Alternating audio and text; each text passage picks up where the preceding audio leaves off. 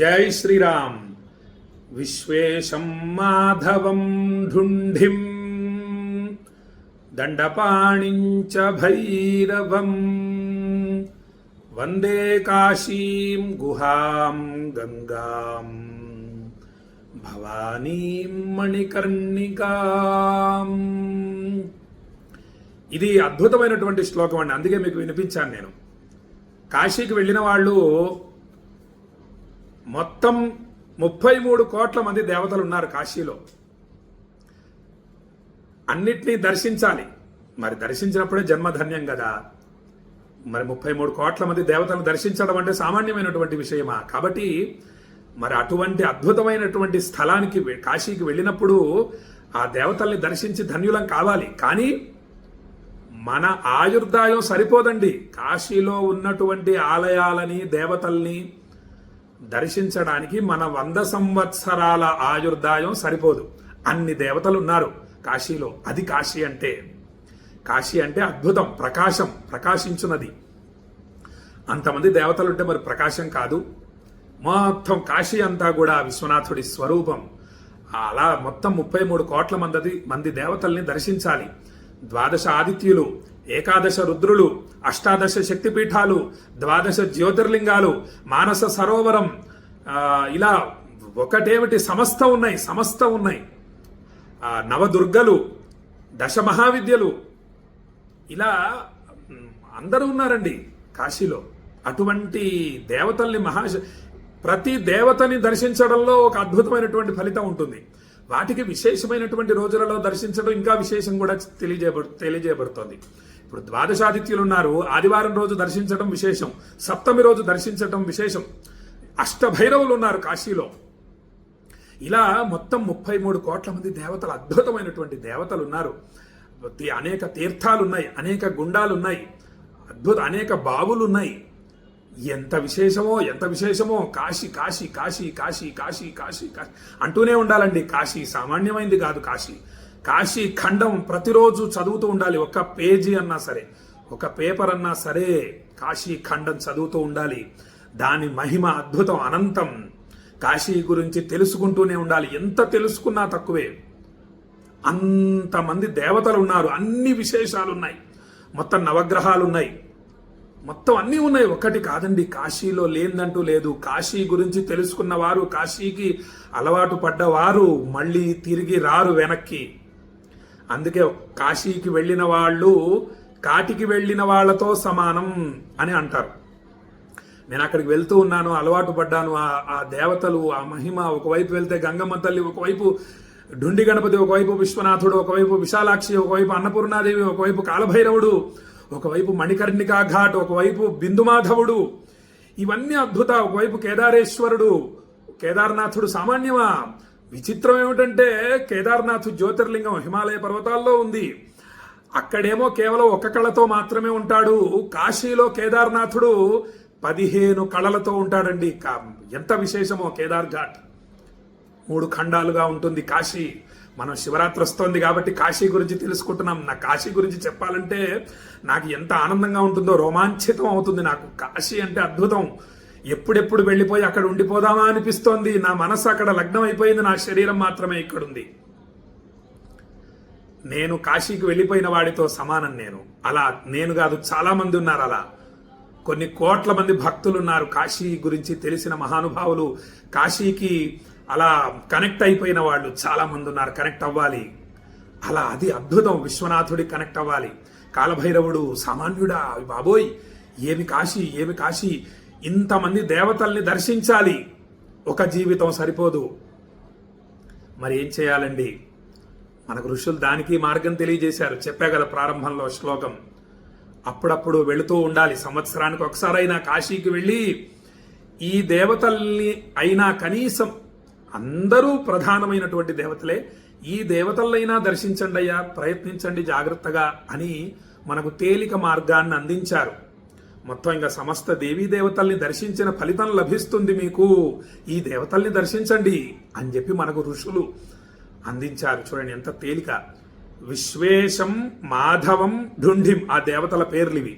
విశ్వేశం విశ్వనాథుడు, మాధవం బిందుమాధవుడు, ఢుంఢిం ఢుండి గణపతి. ఆ ఒత్తులు అలా పలకాలండి. డుండి డుండి అంటే డుండి కాదు, ఢుండి ఢుండి గణపతి. అలా ఉచ్చరించినప్పుడే ఆ ఫలితం మనకు లభిస్తుంది. ఢుంఢిం ఢుండి గణపతి. దండపాణి దండపాణి. భైరవం కాలభైరవ స్వామివారు, కాలభైరవ స్వామివారు, కాలభైరవ అష్టకం ప్రతిరోజు ఒకసారి పారాయణ చేయాలి. నేను చేస్తాను ప్రతిరోజు ఒకసారి. ఉదయం ఒకసారి విశ్వనాథ అంటాను, మధ్యాహ్నం ఒకసారి విశ్వనాథ అంటాను, సాయంత్రం ఒకసారి విశ్వనాథ అంటాను. అలా అనడం వల్ల ఏం ఫలితమో రేపు శ్లోకంలో వివరిస్తాను. కాలభైరవ అష్టకం సామాన్యమైంది కాదు, చాలా విశేషమైంది. ప్రతిరోజు ఒక్కసారి పారాయణ చేయండి. విచిత్ర పుణ్యవర్ధనం, విచిత్ర పుణ్యవర్ధనం. అద్భుతం అంటే ఆ పుణ్య ఫలాన్ని మనం ఊహించం. అద్భుతమైనటువంటి విచిత్రమైనటువంటి ఫలితాలు లభిస్తాయి. అబ్బా ఆశ్చర్యపోతాం మనం. అదే విచిత్ర పుణ్యవర్ధనం అంటే. ఇంత అద్భుతం జరుగుతుంది అనుకోలేదు నేను అనుకుంటాం అనమాట. అది విచిత్ర పుణ్యవర్ధనం అంటే. అది కాలభైరవ అష్టకం మహిమ అంటే, శక్తి అంటే. అది కాలభైరవ స్వామివారు ఆ 10 దేవతల్లో ఒకరు. విశ్వేశం మాధవం ఢుంఢిం దండపాణించ భైరవం వందే కాశీం. కాశీ మాత ఉంది ఆలయం. వందే కాశీం. గుహ ఒకటి ఉంది ప్రస్తుతం, పూర్వం ఉండేవి. అక్కడ వెళ్ళి ధ్యానం చేయాలి. గుహాం. ఎందుకోసం? గుహ శక్తి ఏమిటి? తపస్సు చేశారు ఎంతో మంది మహానుభావులు. అటువంటి ఇప్పుడు రమణాశ్రమం చూడండి, స్వామివారు తపస్సు చేసిన స్థలం. అక్కడ మనం వెళితే ఎంతటి శక్తి తరంగాల్ని పొందుతాం, వైబ్రేషన్స్ పొందుతాం కదా. అటువంటి గుహలకు వెళ్ళాలి మనం. అలాగే కాశీ కూడా అంతేనండి. ఆ విశ్వనాథుడి ఆలయంలో ఎంతో మంది జపము తపస్సులు చేసినటువంటి స్థలం. అటువంటి స్థలానికి వెళ్ళి వెంటనే దర్శనం చేసుకొని బయటకు వచ్చేయకూడదు. కొంచెంసేపు కూర్చొని జపం చేసుకోవాలి. కాలభైరవ అష్టకం, విశ్వనాథ అష్టకం, అన్నపూర్ణ అష్టకం మొదలైన అష్టకాలు పారాయణ చేయాలి. అటువంటి గుహలు ఉన్నాయి. గుహాం. గంగాం. గంగమ్మ తల్లి. ఆది గంగా అని ఒక గంగా స్థానం కూడా ఉంది. అక్కడ కూడా వెళ్ళేటందుకు ప్రయత్నించాలి. లేదా మన గంగమ్మ తల్లిని స్నానం చేయటమే. చక్కగా ఉత్తరవాహినిగా ప్రవహిస్తోంది గంగమ్మ తల్లి. ఆహాహా, ఏమి గంగా, ఏమి గంగా, ఏమి అనుభూతి అండి.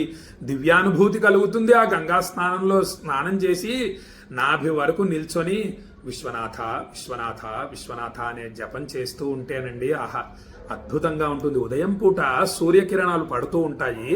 మనం కళ్ళు మూసుకొని భ్రూమధ్యంలో విశ్వనాథుడిని ధ్యానిస్తూ ఉంటే ఆ కదలికలు మనకు తెలుస్తూ ఉంటాయి. ఇక్కడ మీరు గమనించండి. నేను దాన్ని అనుభవించి చెబుతున్నా. నేను ఆ అనుభవం అద్భుతం, ఆ ఆనందం అద్భుతం. అద్భుతం అద్భుతం అద్భుతం. కాశీ అంటేనే ఆనందవనం. కాశీకి ఇంకొక పేరేమిటి? ఆనందవనం. ఆనందవనం. ఆనందం. అన్ని ఆనందాలే కాశీలో. అలా అడుగులు వేయాలి అటువైపు. రూమ్లో కూర్చుంటే ఆనందం రాదు. గంగ వైపు అడుగులు వేయాలి, స్నానం చేయాలి, నాభి వరకుండి జపం చేసుకోవాలి. ఆ తర్వాత ఒకవేళ మరీ చల్లగా ఉన్నాయనుకోండి నీళ్లు, చలికాలంలో ఒడ్డుకొచ్చేసి తుడుచుకొని శుభ్రవస్త్రాలు ధరించి ఇలా విభూతి కుంకుమ పెట్టుకొని ఆ గంగా నది తీరంలో జపం చేసుకోవాలి కొంచెంసేపు విశ్వనాథుడి నామాన్ని, కాలభైరవుడి నామాన్ని. విశ్వనాథుడి ఆలయంలో ముక్తి మండపం అనే మండపం ఉంది. విశ్వనాథుడిని దర్శించిన తర్వాత ఆ మండపంలో ఒక్క నిమిషం, ఒక సెకండ్ కూర్చుని విశ్వనాథుడి నామాన్ని జపించినా చాలు అక్షయ పుణ్య ఫలితం లభిస్తుంది. కాశీ ఖండం చెబుతోంది ఇది విషయం. అటువంటి చోట విశ్వనాథుడి నామాన్ని జపించాలి. మనము అష్టైశ్వర్యాలు పొందేస్తామండి. సంపద మనం ఊహించకుండా పెరిగిపోతుంది. మనకు సంపద, మన శరీరంలోని అనారోగ్యాలన్నీ తొలగిపోతాయి మనం అటువైపు అడుగులు వేయటం వల్ల. గంగా సాయంత్రం పూట ఎంత బాగుంటుందో ఆ గంగా నదీ తీరంలో నడుస్తూ ఉంటే. ఆ గంగమ్మ తల్లిని తాకినటువంటి గాలి మనల్ని తాకడం చేత మనకు సమస్త పాపరాశి భస్మం అయిపోతుంది. గంగమ్మ తల్లి, గంగమ్మ తల్లి, గంగమ్మ తల్లి, అంతే. గంగా గంగా గంగా అంటూ ఉండడమే. విశ్వనాథుడి నామం ఎంత శక్తివంతమైందో గంగమ్మ తల్లి నామం అంత శక్తివంతమైంది. మొత్తం గంగా నదిని తాకితే చాలు విశ్వనాథుడిని తాకిన ఫలితం లభిస్తుంది. గంగాం భవానీ. అన్నపూర్ణాదేవే భవానీ అమ్మవారు. అయితే అన్నపూర్ణ అమ్మవారి ఆలయంలో భవానీ అనేటటువంటి మూర్తి కూడా ఉంది. ఆ అమ్మవారిని కూడా దర్శనం చేసుకోండి. ఇక మణికర్ణిక సామాన్యమైందా? ఎంత విశేషమైందో అసలు వర్ణనాతీతం. మణికర్ణిక ఘాట్లో స్నానమాచరించి అక్కడ బ్రాహ్మణుడికి యథాశక్తిగా దక్షిణలిచ్చి బ్రాహ్మణుని ఎవరైతే సంతోషపరుస్తారో వాళ్ళు కల్పాంతం వరకు కూడా బ్రహ్మలోకంలో ఉంటారు. ఆ తరువాత బ్రహ్మలోకంలో అయిన తరువాత కాశీలో జన్మిస్తారు.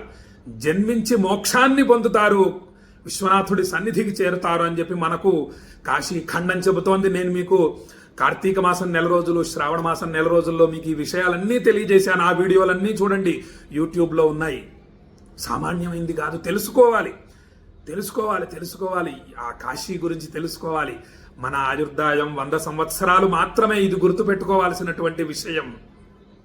ఈ లోపు మనము అటువంటి శక్తివంతమైనటువంటి క్షేత్రాన్ని పట్టుకోవాలి, కాశీని పట్టుకోవాలి, కాశీని స్మరించాలి.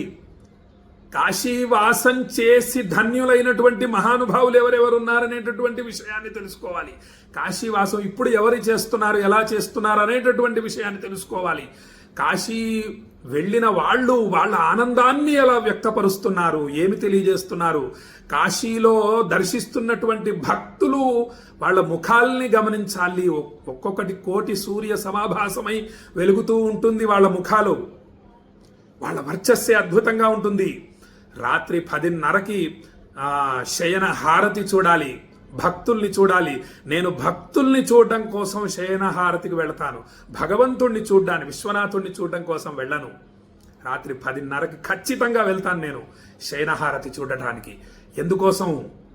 ఆ భక్తులు తన్మయత్వంతో విశ్వనాథుణ్ణి ధ్యానిస్తూ వాళ్ళ ముఖాలు వెలిగిపోతూ ఉంటాయి, భక్తి తాండవిస్తూ ఉంటుంది.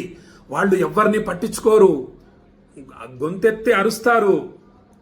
ఆహాహాహా, ఏమి శయనహారతి, ఏమి మహాభక్తులు, ఏమి శివభక్తులు. త్రిశూలానికి నమస్కరిస్తారు, నందీశ్వరుడికి నమస్కరిస్తూ ఉంటారు, విశ్వనాథుడికి నమస్కరిస్తూ ఉంటారు. మొత్తం ఆ స్తోత్రంలోని ఆ అర్థాన్ని మొత్తం కూడా వాళ్ళు భావిస్తూ ఆ విశ్వనాథుణ్ణి సేవిస్తారు. ఆ భక్తుల్ని చూడడం కోసమైనా కాశీకి వెళ్ళాలి 10:30కు శయనహారతి సమయంలో. ఏమి భక్తి అండి, ఏమి భక్తి వాళ్లకు. అలా తర్వాత విశ్వనాథుడి దగ్గరికి లేదా కేదారేశ్వరుడి దగ్గరికి వెళ్ళి వాళ్ళు చేసేటటువంటి అద్భుతమైనటువంటి శబ్దాల్ని గమనించేటందుకు వెళ్ళాలి కాశీకి. ఏమి కాశీ, అటువంటి కాశీని మనం స్మరించగలుగుతున్నాం. మన జన్మ ధన్యమైపోయింది. మనం సామాన్యులం కాదు, మనమందరము మహాశివభక్తులం అయిపోయాం. మనం ఇక నుంచి ప్రతిరోజు ఉదయం ఒకసారి, మధ్యాహ్నం ఒకసారి, సాయంత్రం ఒకసారి, ఎక్కడ ఉన్నా సరే విశ్వనాథ అని ఒక్కసారి జపిద్దాం. ఉదయం ఒకసారి, మధ్యాహ్నం ఒకసారి, సాయంత్రం ఒకసారి, ప్రతిరోజు ఒక్కసారి కాలభైరవ అష్టకం పారాయణ చేద్దాం. మహాశివరాత్రి వస్తే వదిలిపెట్టకూడదు. 10,000 సార్లు కనీసం జపం చేయాలి, విశ్వనాథుడి నామాన్ని జపం చేద్దాం. ఆ తర్వాత ఇంకా సమయం ఉందనుకోండి, శివరాత్రి రోజు కాలభైరవాయ నమః అనే నామాన్ని జపం చేద్దాం. అసలు ఆ నామం వింటుంటేనే ఎంత అద్భుతంగా ఉందో, కాలభైరవాయ నమః. ఆ నామం మహిమ అటువంటిది. స్వామి అటువంటి వారు, స్వామికి నామానికి తేడా లేదు. అద్భుతం. ఆ నామాన్ని జపిద్దాం, శివరాత్రిని ధన్యం చేసు. మన కష్టాలు ఏమిటండి, శివరాత్రి పెట్టుకొని, శివరాత్రి శివనామం ఉండగా మనకు కష్టాలా? మన కష్టాలనేవి లేవు. మనం నామాన్ని జపిస్తాం, మన సమస్యలన్నీ దూరం చేసుకుంటాం, అంతే. అది మన యొక్క విశ్వనాథుడి నామానికి, కాలభైరవ నామానికి, శివరాత్రికి ఉన్న శక్తి మనకందరికీ తెలిసినటువంటి విషయమే. జపిస్తున్నాం, జపిద్దాం, జపించేశాం.